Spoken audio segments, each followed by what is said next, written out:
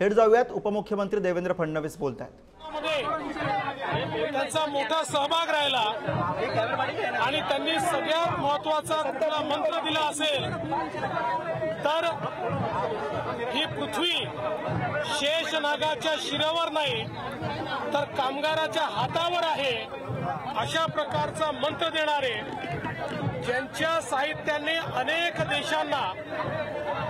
भुरळ घातली आणि मी स्वतः रशियामध्ये त्यांच्या पुतळ्याच्या अनावरणाला गेलो होतो, त्यावेळी बघितलं कशा प्रकारे रशियामध्ये लोकशाहीर अण्णाभाऊ साठे यांच्याबद्दल आत्मीयता आहे, त्यांच्या साहित्यावर अभ्यास चालतो। एक वैश्विक साहित्य, वंचितांचा कवी असलेल्या, वंचितांचा नेता असलेल्या, वंचितांचा आवाज असलेल्या अण्णाभाऊंनी तयार केलं आणि ते अखिल विश्वापर्यंत पसरलं। आणि म्हणूनच आम्ही सगळे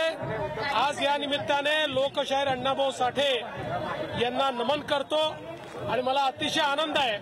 की आजच्या या पवित्र दिनी महाराष्ट्र सरकारच्या वतीनं मातंग समाजाच्या सर्वांगीण विकासाकरता आरटीची निर्मिती करण्यात आलेली आहे, ज्यातनं पुढच्या काळामध्ये आमच्या मातंग समाजातनं अनेक आमचे तरुण तरुणी IAS IPS होतील, विविध मोठ्या पदांवर जातील, चांगल्या प्रकारचं शिक्षण घेतील, परदेशी शिष्यवृत्ती त्या ठिकाणी मिळेल, फेलोशिप मिळेल आणि म्हणून मला अतिशय आनंद आहे की महाराष्ट्र सरकारने आजपासून याची सुरुवात केली आहे।